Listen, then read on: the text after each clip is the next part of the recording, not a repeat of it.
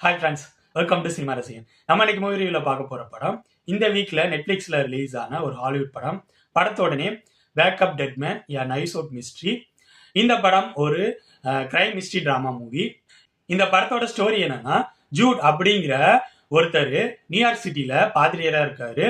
அவரு எங்கானவர், இதுக்கு முன்னாடி அவரு பாக்ஸரா இருந்தவர். அதனால அந்த பாக்ஸர் ஆட்டிடியூட் அவர்கிட்ட அடிக்கடி வந்துட்டு இருக்கு. இதனால அவரு கரண்ட்ல ஒரு பிரச்சனை பண்ணிடுறாரு.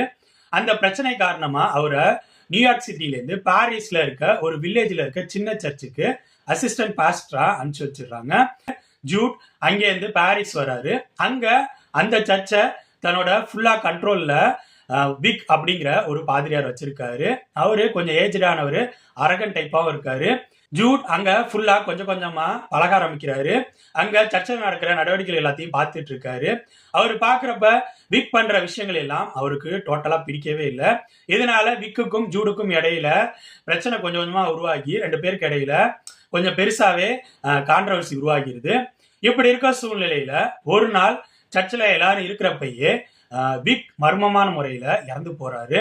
இந்த கேஸ் இன்வெஸ்டிகேஷன் பண்றதுக்காக பிளாங்க் வராரு. அவர் தான் பிரைவேட் டிடெக்டிவ். இந்த பிளாங்க் கேரக்டர்ல டேனியல் கிரேக் நடிச்சிருப்பாரு. அவர் இந்த கேஸை கையில எடுத்துட்டு இன்வெஸ்டிகேஷன் பண்ண ஆரம்பிக்கிறாரு.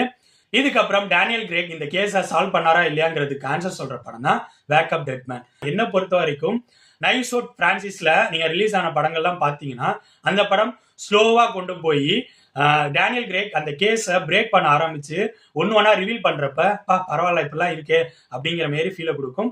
ஃபர்ஸ்ட் பார்ட் சூப்பராகவே இருந்துச்சு.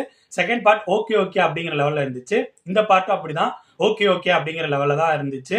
அதுவும் இந்த படத்துல இந்த கிரைம்குள்ள போறதுக்கே இவங்க ஃபர்ஸ்ட் ஹாஃபோட மேஜரா போர்ஷன்ஸ் எடுத்துக்கிட்டாங்க. அது ஒரு டிராபேக் மாதிரி தான் எனக்கு பட்டுச்சு.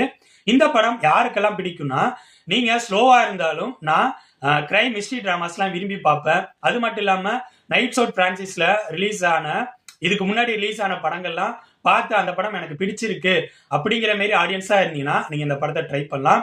இந்த படம் நெட்ஃபிளிக்ஸ்ல இங்கிலீஷ் சப்டைட்டிலோட இருக்கு. ஸோ என்னோட ரிவ்யூ பேஸ் பண்ணி முடிவு பண்ணிக்காங்க இந்த படத்தை பார்க்கலாமா வேணாமா.